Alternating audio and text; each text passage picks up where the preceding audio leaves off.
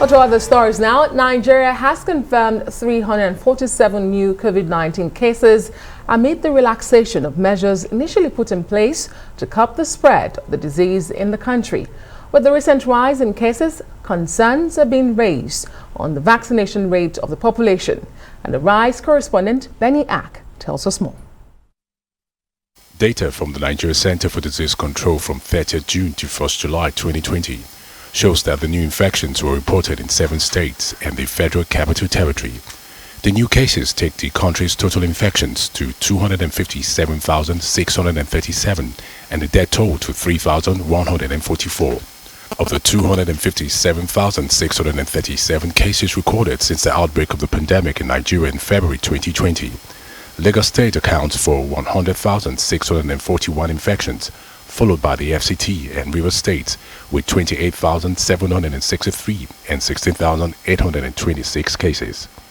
With vaccination considered the most effective way to curb the continuous spread of the virus, the National Primary Healthcare Development Agency says over 10.2% of the eligible persons of its 70% target population in Nigeria have been fully vaccinated.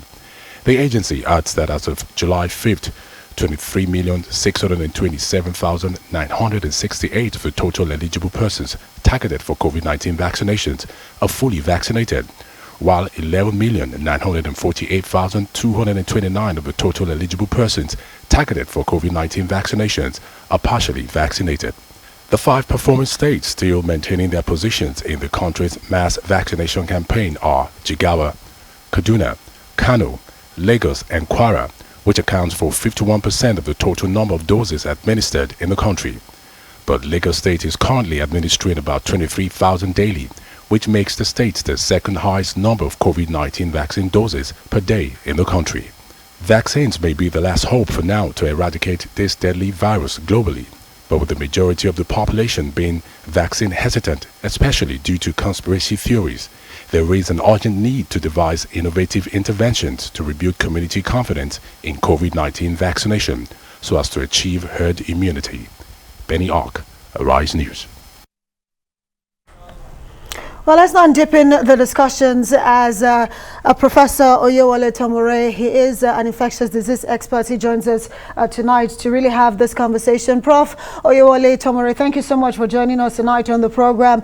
And looking at the data from the NCDC, quite scary, 67% increase in the last 2 weeks. What can we really attribute to this sudden spike, especially coming out of Lagos? Thank you very much. Greetings from Congo, Brazzaville, where I am currently. I think it's expected. We've abandoned all the precautions. And so the cases will keep coming up. I mean, whether we like it or not. We may be tired of the virus, but the virus is not tired of us. And we see evidence in other parts of the world that the cases are rising. So why should Nigeria be different?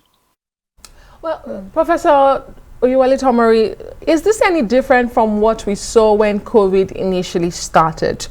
Should we be worried? Yeah, anytime one person gets an infection, you should be worried. You remember the issue of polio, in which Africa is supposed to be free. Malawi had no polio for the last 17 years. They got a case about a few months ago. So long as there's a case of that disease in any part of the world, then we are also vulnerable, especially if we refuse to take the precautions. Like I said, we've abandoned every precaution in this country.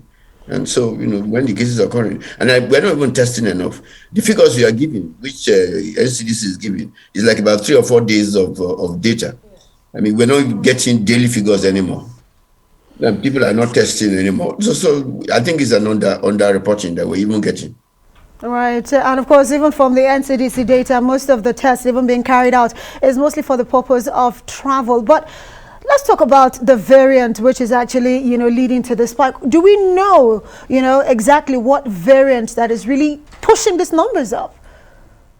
Other countries can tell you what variant is occurring in their places. South Africa tells you it's B4, B5. We don't know in Nigeria. I'm not sure whether NCDC can tell us which variant we have. Whether they are testing or not, if they are testing, they are not telling us the results. So we don't know. We don't know which one. And it's not that we don't have the labs that can do it. It's just that coordination of getting things done the proper way. And that's why we're where we are today. Well, Professor, I mean, the pandemic is changing, but it's not over, and we've had Dr. Tedros Ghebreyesus repeat this over and over again. But what are the long-term impacts? Are there any at all? What are the concerns if we carry on like this?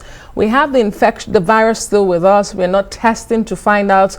We're not doing genomic sequencing to know what variant we have. We are not getting vaccinated enough. Are there any likely consequences to this attitude that we have here in Nigeria? Yeah, we're likely to have a continuation of the infection. Maybe it becomes endemic, and we have it just like malaria has become. We don't know yet. So, but then the solution to it is vaccinate your people.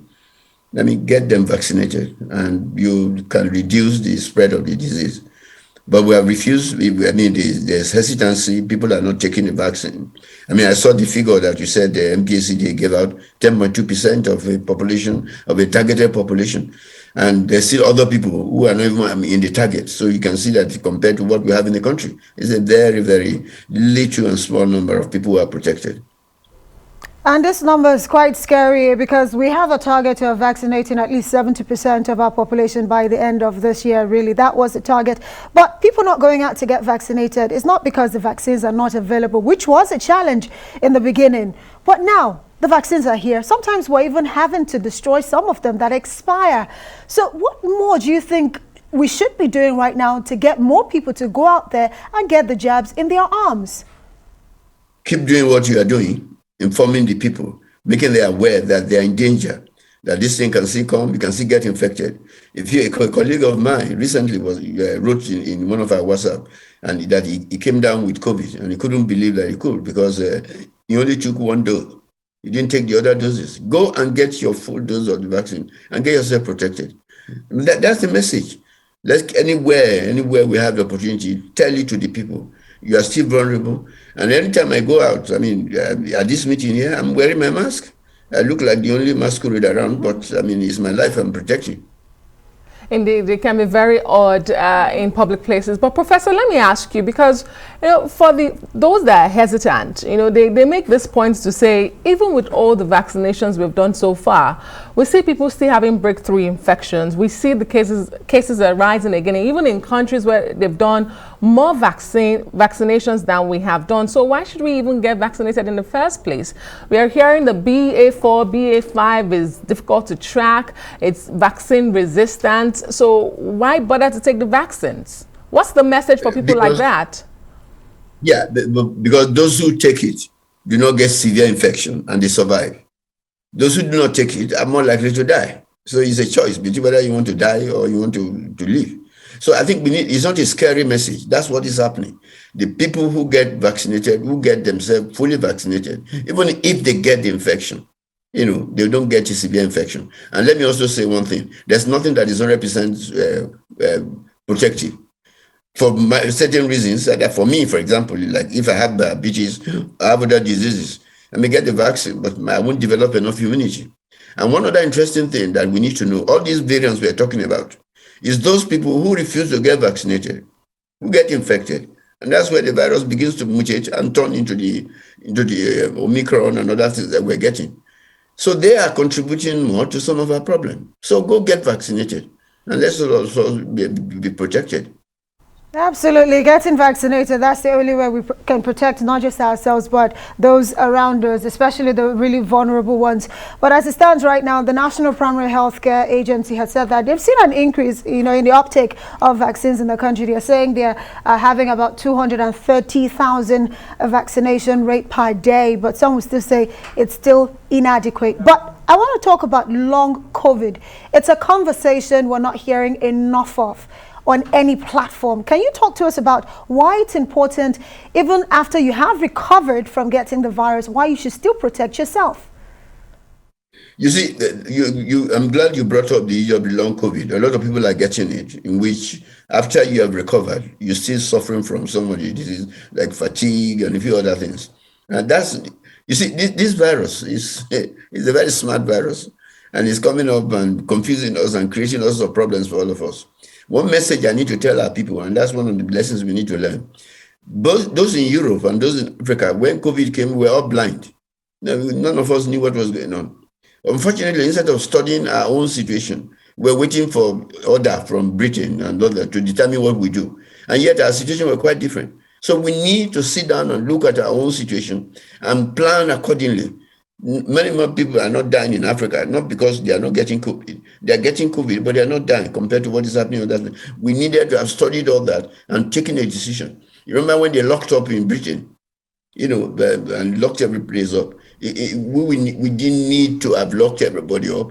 We should have looked at those areas where you have congregation of people, what you call targeted lockup.